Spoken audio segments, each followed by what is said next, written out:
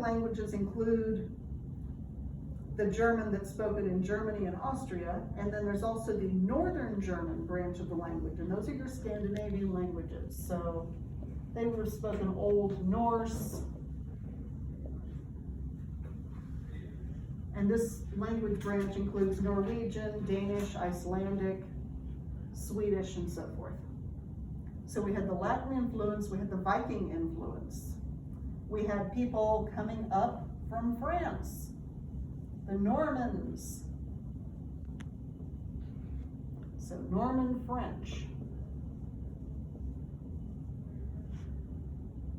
And then we had the Old English that was being spoken in various dialects by the people who were already there.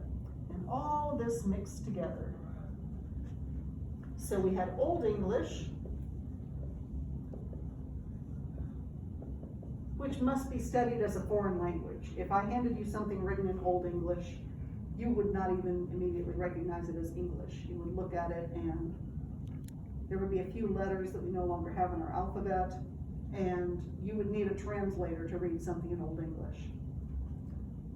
J.R.R. Tolkien, who wrote The Hobbit and The Lord of the Rings, was a scholar of Old English. So you could hand him something written in Old English and he would read it to you. Old English gave way to Middle English.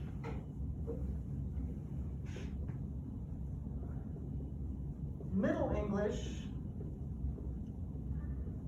probably the best example is Chaucer. Middle English you can read, but it will take you a little bit of time because it looks like it's English, but it's written by someone that didn't speak English very well. So Middle English is barely intelligible. You'll look at it and have to think about it a little, but then you will be able to read it. And then we have Modern English.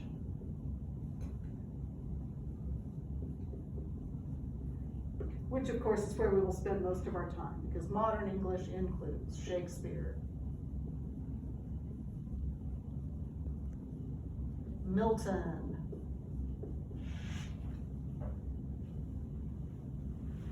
and a variety of modern authors. So we'll go all the way up to, let's see, Jonathan Swift,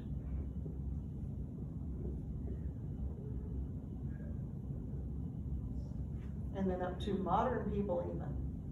So Agatha Christie, that's British.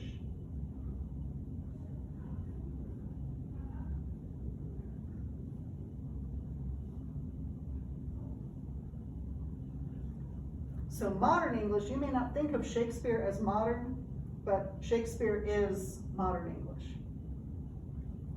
Because even though he's not the easiest thing for a modern person to read, it is still modern English. In fact, Shakespeare invented a lot of our modern English because he invented so many of our words and expressions. Old English, Beowulf would be an example.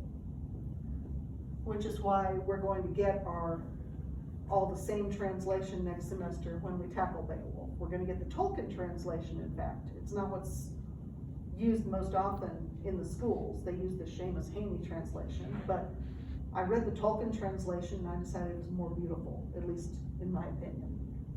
So we will read that next semester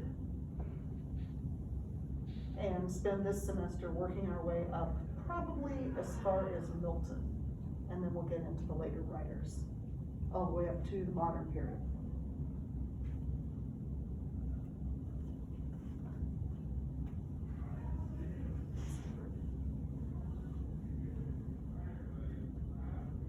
Now let's spend the rest of the time discussing different types of literature. What all is included in literature? What kinds of literature do we have? We have the novel. What are some examples of novels?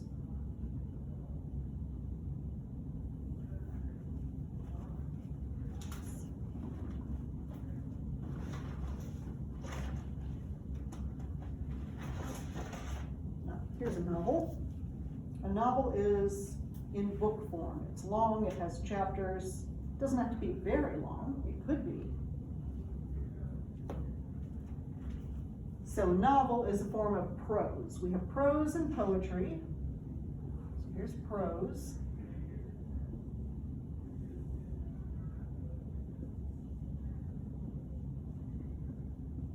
Poetry.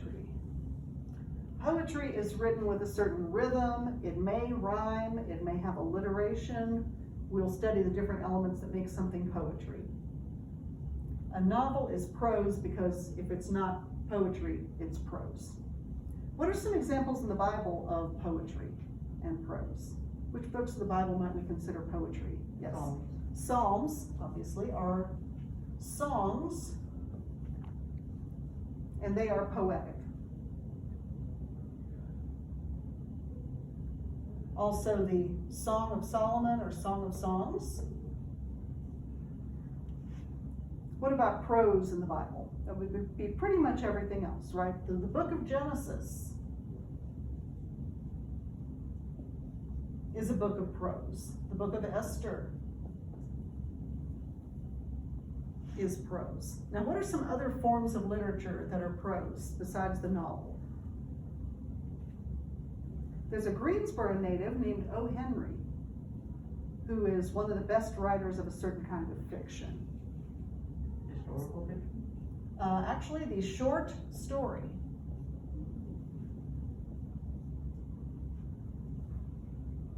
We won't find as many short stories in British literature as we would in American literature, because for some reason Americans really latched onto the short story, and that's one of our favorite forms. If you go through American literature, we have a lot of great short story writers. And even our best novels are very short. The Great Gatsby is short. Moby Dick is very long, but it's not one of our greatest novels. People have said it's the greatest novel that most people have never read. Everyone acts familiar with it, but very few people have read it from cover to cover. Now, the novel, the short story, the essay, that's another genre where Americans do pretty well, but the British do as well. They had the English language before we did. And then poetry, you have psalms, you have songs. Within poetry, you have sonnets. Not only did Shakespeare write sonnets, there were other people as well that wrote sonnets, and sonnets have a very specific form that we will study. There are other kinds of poetry. There are ballads, which are longer poems that tell a story. There are limericks,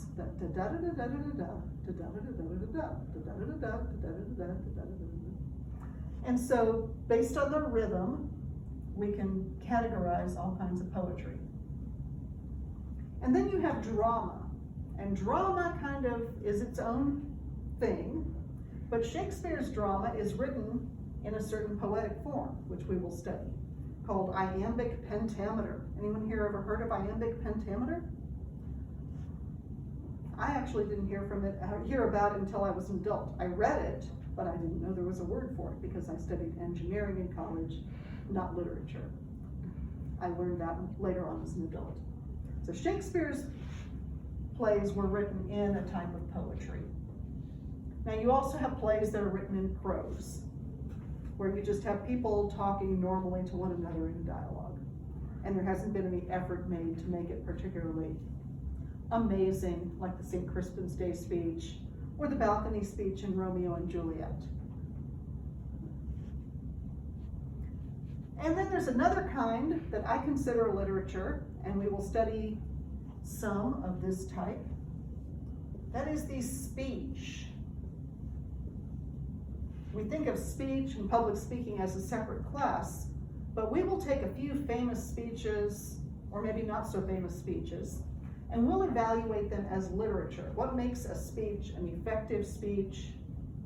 What did the speaker do to emphasize their main points? What did the speaker do to cause people to be incredibly sympathetic to their cause? What did they do to evoke a certain kind of emotion? So we will study some famous speeches, some poetry, some prose, some drama. So if there's a particular kind of literature that you really don't enjoy, don't worry, we'll touch on it, but we won't stay there because there's so much British literature that we'll be bouncing from place to place to place to make sure that we've covered some examples of everything.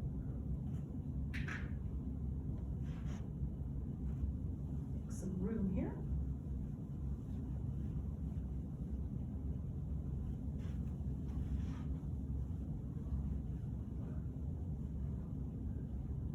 Would you mind going over the homework one more time?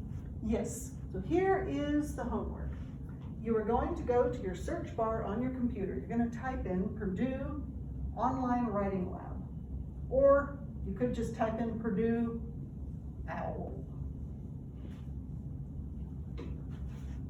And your search results will bring up the Purdue Online Writing Lab in all of its glory. So go to the main page, and for your homework, you just need to find 3 things.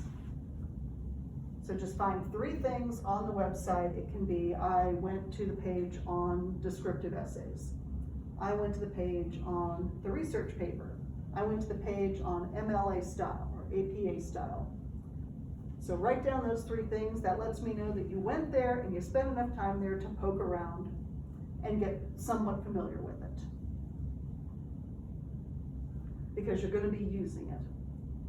Unless you've already used one. If you have already used the one from UNC Chapel Hill and you love it, just email me, let me know. And even though I'm a Boilermaker, I will let you use their writing lab. The main point is that you'll learn how to use a style guide and you learn how to look things up.